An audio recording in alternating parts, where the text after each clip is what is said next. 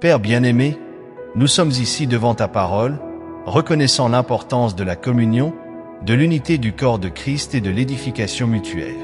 Hébreux chapitre 10, verset 25, dit « N'abandonnons pas notre assemblée, comme c'est la coutume de quelques-uns, mais exhortons-nous mutuellement, et cela d'autant plus que vous voyez s'approcher le jour. » Ce verset nous rappelle que le rassemblement des saints est essentiel dans notre marche chrétienne, surtout alors que nous attendons le glorieux retour de Jésus.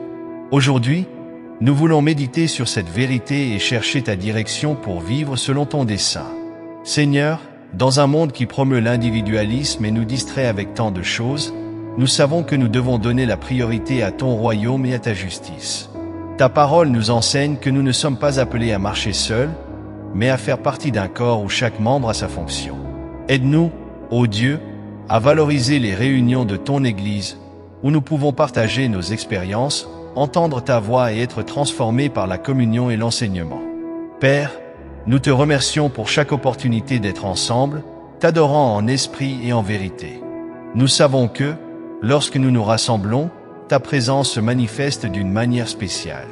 C'est dans cet environnement d'unité que nous sommes fortifiés, guéris et encouragés à persévérer dans la foi.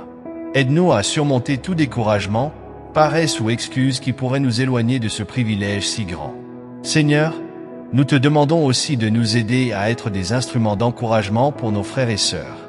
Que nous puissions être des agents d'édification, offrant des paroles d'encouragement, d'amour et d'espoir.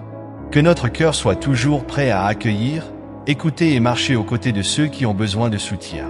Et, par-dessus tout, ô Dieu, que nous ne perdions jamais de vue le sens profond de ce verset. D'autant plus que vous voyez s'approcher le jour. Aide-nous à vivre avec l'attente de ton retour, sachant que chaque rencontre de l'Église est une préparation pour ce grand jour où nous serons réunis éternellement avec toi et avec tous ceux qui ont été sauvés par ton Fils. Père Céleste, nous te louons pour ton Église, pour ce corps merveilleux que tu as créé pour nous fortifier et nous conduire dans ton amour. Nous te demandons de planter dans nos cœurs le désir de toujours nous réunir, de partager notre foi et de grandir en communion. Renouvelle en nous la compréhension que nous faisons partie de quelque chose de bien plus grand que nos luttes personnelles. Aide-nous à non seulement assister aux cultes et réunions, mais à nous impliquer profondément, apportant des paroles de vie et d'encouragement à nos frères et sœurs. Que nous soyons des exemples d'unité et d'amour pour ce monde en manque de relations authentiques. Et, Père, qu'à chaque rencontre, nous nous rappelions que le jour du Seigneur s'approche.